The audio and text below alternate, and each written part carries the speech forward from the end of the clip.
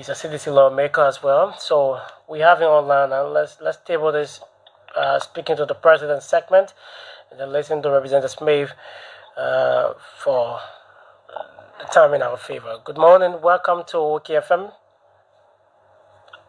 Good morning, and thank you for inviting me. Thank you. Okay, it's a pleasure. Thank you for joining us. Let's. Has district number 2 in Monserrate County? Well, the district is on the right footing. We are still working. Everything seems to be in place. Our district will always keep moving. We have lots of activities and obligations and goals to accomplish.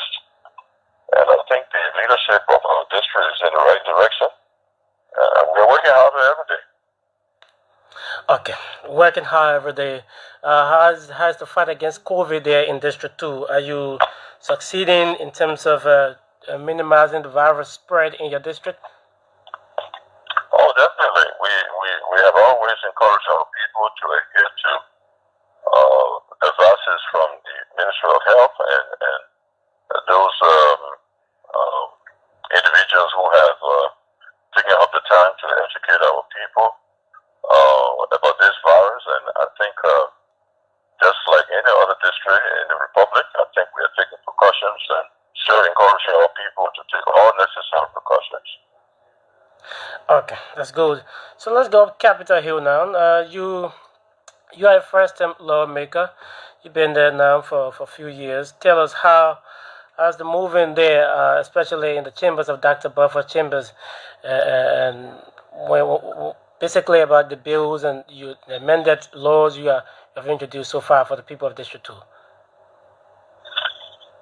Well,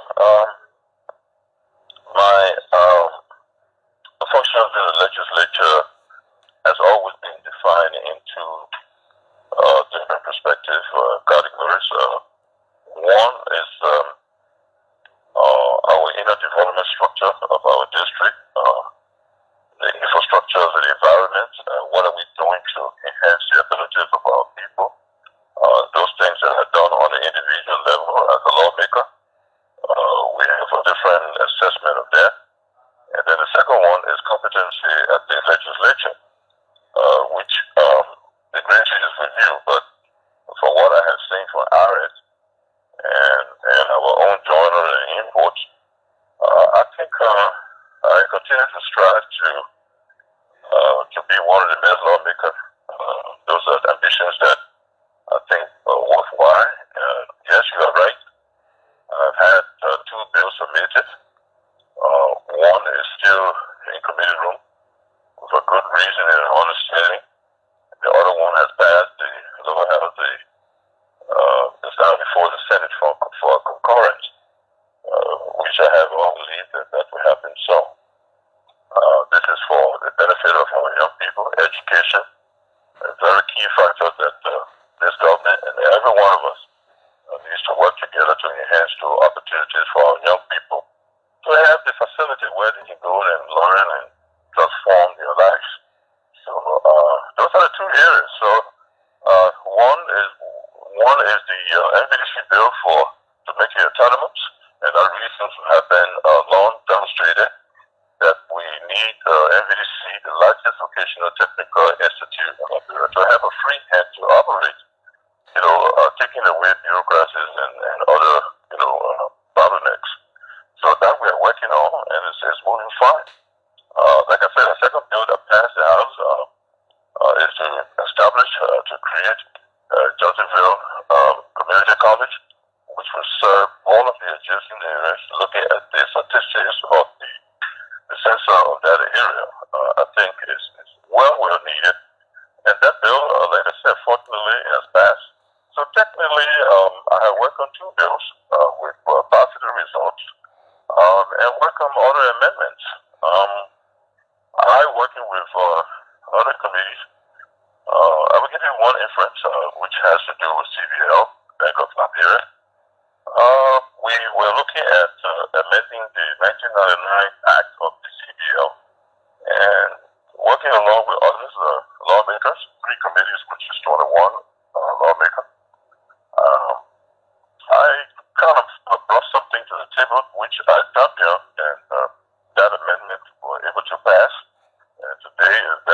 every single Liberian you can think about, and that is the mutilated note, the damaged bank note that the bank, under the previous law, could determine or reduce the face value of the bank note based on the condition of the bank note.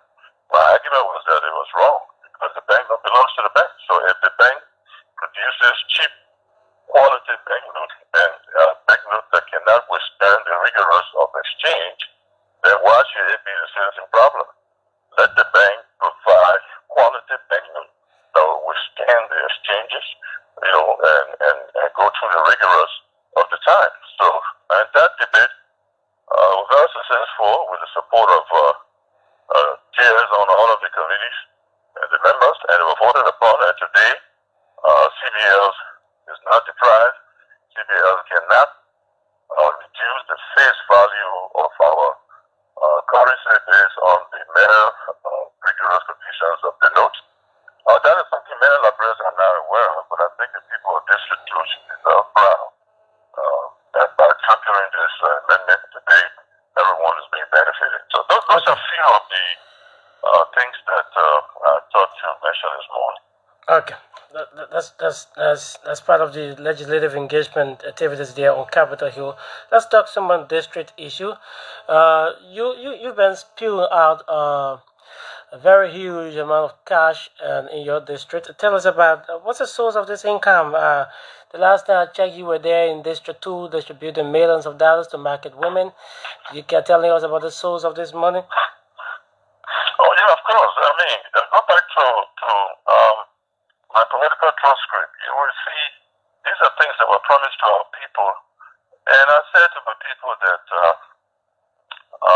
in some ways I have been blessed by God. I think I have a better future. I think my future is protected, which I live in now. So it takes away desperations. It takes away the weight that one would have to make sure that they keep what they have for themselves. You see, I have passed that stage, and I think the people of this district can attest to that. I have a very clear source of income. When I left Liberia many years ago, I went abroad, and I was a very serious young man abroad. I did multiple jobs and qualifying myself at the same time. So some of those places that I worked, based on the number of years that I worked, I was able to earn somewhat semi, retirement compensation, which, those are things that can sustain you. Oh. And when I returned, I did not come looking for jobs in Liberia. I came and established my own private security company, which I think everyone that knows me knows that. And the company at some point was doing well, and it still exists. So that's another income. Plus whatever change that I get from my pay from the job at the legislature after royalty balloons, and just those are some of the resources that I have to accumulate, funding, and I think it's broad enough. These are some of the things that we continue to advise our young people. You need to elect people who maybe have proven record, people who have established themselves, at least on their own bootstraps.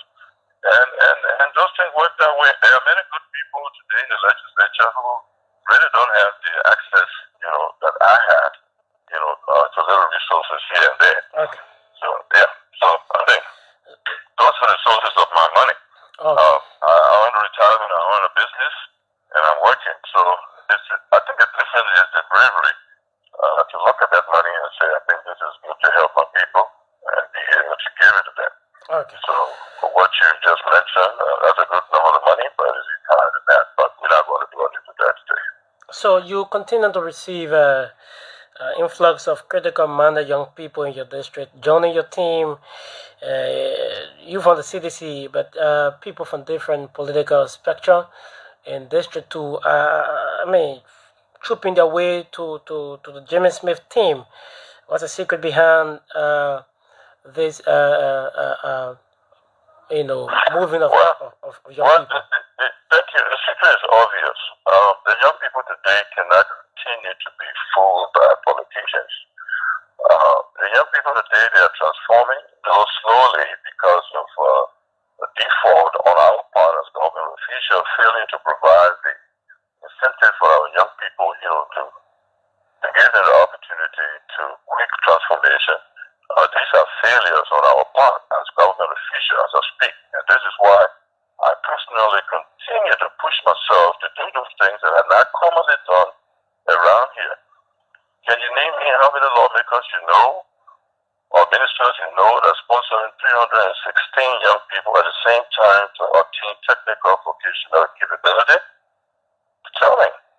How many government officials you see that takes loans, that earn money to build markets across our district?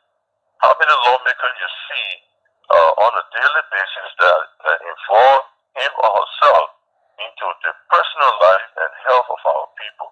These things, these young people today, they are getting clever. They are seeing these things. Politics today is not solely about party. It's not solely about somebody holding your hand. It's not solely about the party you come from. Okay. People need to snap out of that.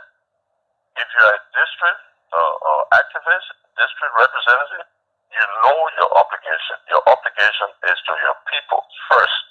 And those people are the ones that determine whether you sit at a capital or retain your seat at a capital. So there's no extra magic. Let leaders begin to be very brave and strong and to share meaningfully in their communities. I think the young people, what they are saying today, will be obvious in that manner. Okay. So, Representative Smith, let's leave District 2 now. Let's go back on Capitol Hill and maybe talk some regional politics. You are a ranking member of the Security Committee at the House of Representatives and Chairman on Defense. I'm concerned about the situation in Guinea. First of all, what do you make of it? What's your readings about the situation in Guinea, the coup in Guinea, in our neighboring country, Guinea? What do you make of it as a security expert? Well, if I was to speak generically from any application of the Liberian citizen, I would say that we should be very careful on remarks and things that we say, towards whether in favor or against the happenings in Guinea. We have our own problem, and I think what happened in Guinea, we should wait until we understand what was or what has been the precipitating factor. What caused what happens there? So sometimes we have to calculate according to our proximity. We all know what happened in the Constitution there. We heard it, that the Constitution was manipulated. So we have to be very careful. Guinea and Liberia are almost the same country. So we have to be slow in responding as compared to other distant neighbors to Guinea. So it has always been my position, to caution, our government officials who are responsible to speak on international matters, to be slow to speak when the proximity of this kind is so close, which has lots of security implications. Most of these implications are classified, so I cannot speak on them right now. But from the common sense, like I said, generically speaking, from a common sense, I think Guinea is very close. Let us understand, because we understand that this is a popular movement there. We watch Facebook, we see citizens jubilating and all that. So when you see those kind of things, you as a sister or brother, a close neighbor, you hold on. You're not the first gangster to start running with your opinion. So from my security perspective, yes, you're right. I'm a ranking member on committees of security in the legislature. So you're right, and this is what I have to say. We should be slow to understand what happened there. We will respect, the position of ECOWAS, which I think our president has already made a statement copying from what ECOWAS said, which has been some discussion, behind the scenes. But I think I should caution us to be slow in responding to what happened in Guinea. Okay, be slow to respond to what happened in Guinea. But there are arguments also that ECOWAS as a regional body for it's not doing much. In terms of addressing some of the constitutional issues in some of these neighboring countries, especially member states of ECOWAS. And so there are predictions that there will be uh, more coup in Africa if ECOWAS cannot address some of these fundamental violations of constitutional matter. Do you buy into those arguments? We hope there will not be any repeat of this. I don't think any country now will wish to go through this kind of transition. We don't hope for that. ECOWAS action. Well, we are part of the ECOWAS states, so when the decision is made. But I think, like I said earlier, Liberia needs to go slow. On these things. ECOWAS was there when we heard that the people constitutions were being trampled upon. We ECOWAS is there when we know that similar things happening in our other neighboring countries. Some debate that the other one is under the cloud because of bigger support, international support, and the other one here is local support. So we don't want to, be going in and out of this thing. So I would just say to that extent that we hope that this doesn't happen anywhere else again in Africa, and we hope that ECOWAS too. We have to wear some heavy boots, and to start, taking actions that will discourage uh, leadership from provoking the population in terms of manipulations and things like that. That's what I say. What precipitated, this issue? We come back to that. So let it be a warning too from ECOWAS to all member states that we need to adhere to and respect the rights of our people and the constitution of our respective countries. Okay. Before we move to other issues, but you talk about Liberia should proceed in a very slow, manner towards the situation. Are we in any way proceeding too fast, especially so where security forces have been deployed at the border with Guinea and Liberia, and the president calling for the immediate release of Alpha Conde? Do you see as a very speedy approach towards the Guinean situation? Well, no approach can be determined and measured from the beginning. I think as you accelerate or proceed, then you begin to calculate precautions. Like I said, I don't think we have done anything so fast, so wrong. I'm just saying we should be cautious. We need to slow down. Deploying more security at the border is practical. It's natural security calculations, and not necessarily that we for or against anything that is going on in a neighboring country. It's just applicable, to have your security, to be on the alert, to know what's going on. As you know, they are responsible to protect the sovereignty, territorial sovereignty of Nigeria. So when something like this is going on, I think you expect any nations to beef up and be able to be on the alert to observe and to be able to deter and prevent whatever eventuality. So I think this is practical. The Okay. deployment, yeah. Okay. So we're not expecting any potential spill over the Liberia. Of course, but we don't hope for that, and from what we know, is not foreseeable. But I think, like I said, precaution is needed. Need to be on the alert, to be able to at least stay away from what is happening, in any situation of, I don't want to go too far, but in any situation of hot pursuit, if you know what I mean, the security would be alert and would know what's going on and maybe put a stop to it or regulate it. Before we go to the land, you are away from Liberia for months. In your absence, there were too many accusations and counter accusations about you receiving some money from ENC political leader Alexander Cummings. That came from folks from the CDC. You are a member of the CDC. legislative caucus.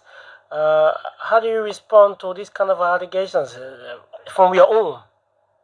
Well, like I said before, even came back, it was unfortunate that um, the machinery behind all of this in the party is really unfortunate.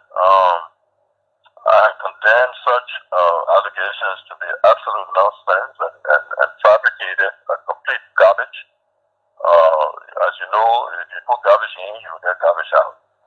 So, like I said, if my party is going to concentrate on fighting Jimmy Smith and not paying attention to 2023, then we don't know if we try hard to defeat ourselves to make it easier for the opposition, or we need to unify and begin to work harder towards 2023. This 2023 will not be about noise, it will be about strategy, maturity, and implementations. So it was very unfortunate, but I have a capable staffers in my office. I think they addressed it accordingly. I think we got a statement to debunk that even from Mr. Cummings' office. That happened, and I think I said something on it just on Saturday myself, that it was an absolute nonsense, it was a lie. At no time I have been in the proximity of Mr. Cummings that I remember. We are not known friends. We have not even shaken hands. We have not conversed on the telephone. We have no communication. So it's surprising to hear this nonsense coming from my own party. But I know where it's coming from, and I think it is counterproductive. I think we are capable. I'm capable to defend myself in the party. A few persons around the ears of our standard bearer think they can continue poisoning him against me, then let him go ahead and see what works for the party. So as a caution to these people that are behind such nonsense, I ask them to desist. My hands are clean. I've not participated in any conversation or encourage or promise any group to undermine my party. But if my party will be in a continual habit to sell me out, to betray me, to conspire against me, then we will see the result of 2023, and that will be a defining judgment for this kind of behavior. We will see the result of 2023. Are you certain your political future with CDC? Are you very certain that you will appear on the CDC ticket in District 2 as a strong force? No, like I said earlier, CDC, my party needs to come clean. Yes, I am a member of CDC. I came through the legislature on the CDC ticket, but I've never been in liability to CDC prior and now. And I think my party begins to wake up and understand this. I cannot be a footballer to be kicked around in the party, and such thing agitate me myself. So the question of whether we contest on CDC ticket is left with CDC. It's left with CDC. What they show me will determine when the time comes. But I don't see what they have to gain by hurting me. Whereby there's nothing they have shown that I have done to hurt the party. Is it because a certain individual strategic interest in my district being a district of the intricacy that I always mention? Is this what working? Because if you look at politics in District 2, District 2 politics is nowhere else in this country. This is a district with two cultures, two people, two religions, two brothers, two sisters. So if you know what I mean, so District 2 is not an easy place to sit as a representative. But the reason I believe that I will be here and remain here is by the indicators. I mean, you just mentioned young people seeing reality. They continue to believe in me. They understand me. If my people understand me in my district and they show me, if they youth in my district and they show me, if the women in my district and they show me, what the hell I care to worry about who trying to bring me down? So if the party try to bring me down, war to them, let them continue, but that's not going to deter me from depending on my people and working for my people. Okay, so Honorable, you just hold the line there. I wanted you following the radio as well, so that we can open the line and listen to some of the concern from the public. Do you have a monitor there? Well, let me ask somebody to put on the phone quickly. Yeah, or you can follow the Facebook Live or so forth. Yeah. Yeah, I want to open the line so that you listen to some of the questions. Open the line. Maybe I will hear some. Okay. Okay. So you can put your calls through the 0-700-905-0-555-905. Representative Jimmy Smith is speaking with us this morning. Good morning. Thank you very much. My name is Kawu S. Hassan, and I call from District number 11, precisely Upper Kawa. And let me say thanks to Honorable Smith for his panic deliberations. Honorable Smith, let me say this to you.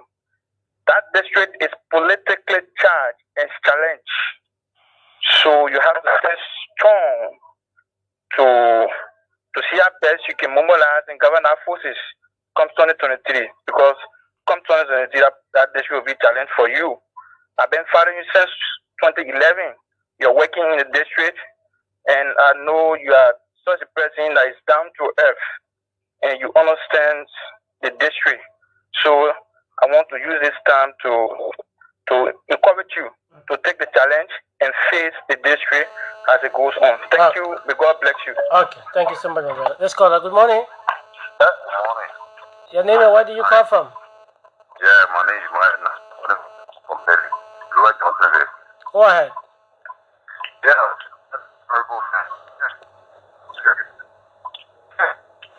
Hello? Hello? Oh my God, we can continue.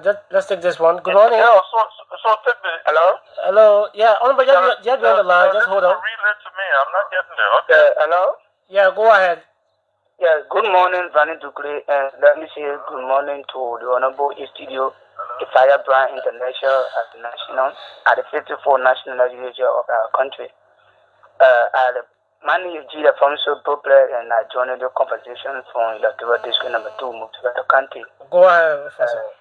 Yeah, I listened to the Honorable. He spoke of so many marvelous things. I think he spoke of some of the truth in district number 2. The parity within district number 2 is not a small parity. It really brings about a firebrand intellectual and a lot of resources and a lot of propagating information, because you have too many people that would lack the understanding within the district. So if the fact is even necessary to fight back the honorable, then I think they said it will also be a losing side come 2023 in the district number 2. Okay. Because we understand how to play it.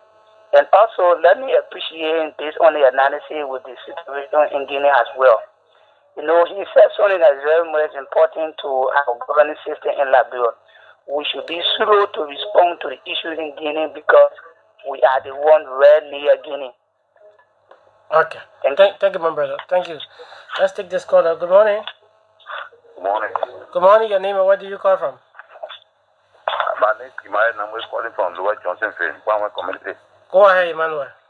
Yeah, I want to ask the honorable man what Pamwa community people did to him that he can never show for the first corona or the second corona. You can't even see in the community or either clean about the community. What community did to him? My question to you in the morning. Okay. Thank you. Let's call her. Good morning. Yes, thank you.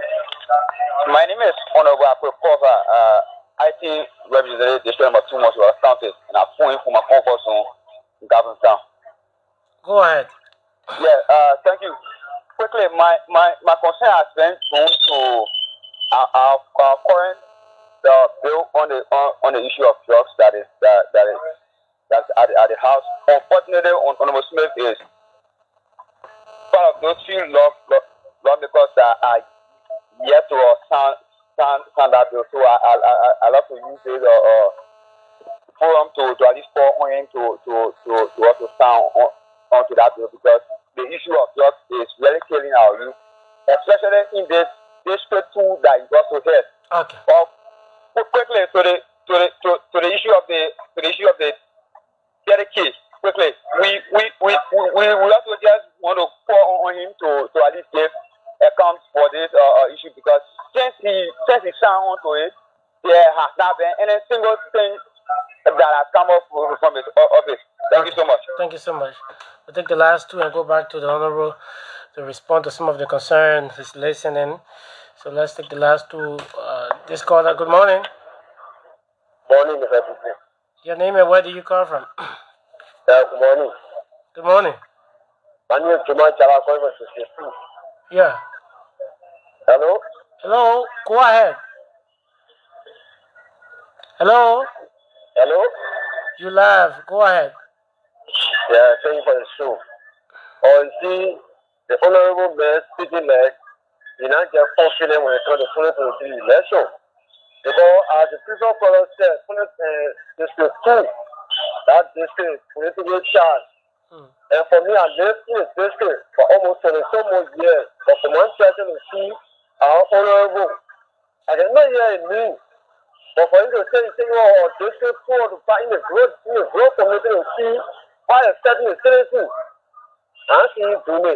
So, just to remind that 2023, that district, I see representative going there for second time. Just to remind that 2023 will be the essay through. Thank you for the show. Okay, thank you so much. Let's take this final caller. Good morning.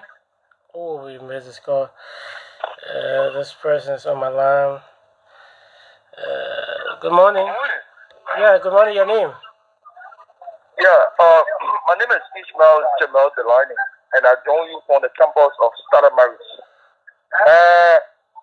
Money, I want to commend your studio guest, the telephone, which is honorable. But in his statement, honestly, I see a lot of contradiction. When he talk about the issue about those challenges what the youth are encountering with individual number 2 and how he intends to work on it. You have a public school that was erected by the former lawmaker. He was not able to complete it. You as a lawmaker, you have not think about it one of these days to even complete a flow so that the youth can be a beneficiary of it. You are not thinking in that direction, but you take the air and you come to the people by mesmerization. This is unfortunate. I think all of what he said, it should be in his mind, not only in his mind, but to speak on the issue of implementation, to implement those actions. There are too many less fortunate brothers and sisters that are in our district. They are 100% challenged. But what is the lawmaker doing to resolve this situation? He's not doing nothing. Even the issue of reconciliation, he has not even done it. Not at all. Okay. The main state with better taking a hard time now these days. It's unfortunate.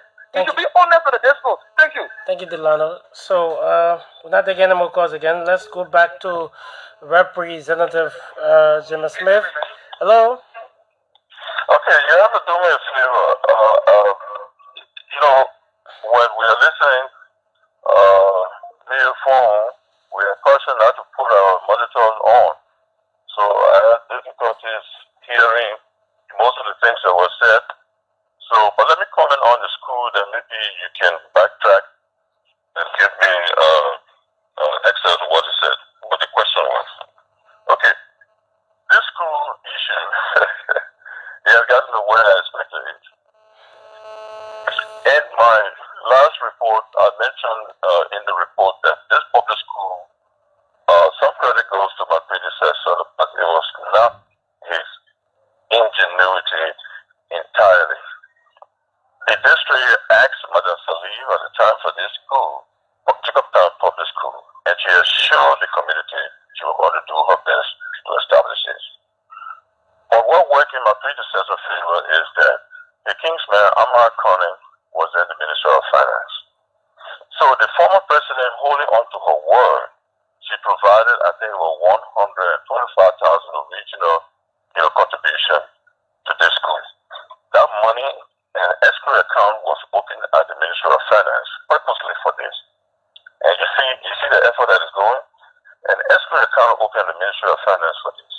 The first, the payment from the president went in there. I think America himself, I think it was 25,000 or something that went in there. Mr. Smith? Coming. Yeah, you cannot wrap on it because we don't have the luxury of time. time. The remaining money that went into the construction of that school came from the legislative projects. Legislative projects. Where have we received such the kind of money those days? It used to be about 75,000, 125,000. So two of the money came and went into that escrow account. That escrow account was open 2012. There was no work done. 2013, there was no work done. 2014, there was no work done. 2015, the ending of 2015, 2016, before the Honorable started work there. While he kept those money so much, he was not doing the work on this because it was a game that was being played and it backfired. Okay. Now, excuse me, if that government at the time, Malatali, agrees to build this school, and my government, I have written over 12 communications, I have visited the mansion, I have visited everybody involved in that school. They all assure me that the government will come around to finish that school, which we are still waiting for. What do you want me to do? I'm doing those things at my level that I can afford to build markets to send children. You talk about not participating in youth growth in this district. I'm telling you, I think 316 children in school, you are not refusing that. You refuse to accept that. So people like Ishmael on the call, I know what to expect. Okay. Thank you so much.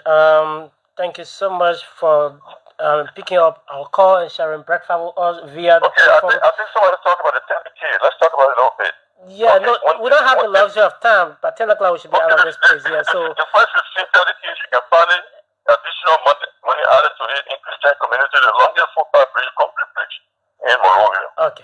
So that 15K is there. The second 15K, whatever happens to it, we'll add money to it again and start a major bridge project in Cooley Hill. That is the pronouncement for the second 15K.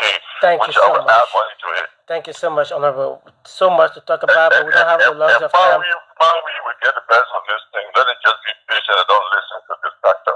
We will have a huge market foundation. That road will be touched, and we'll get to it. Thank you so much.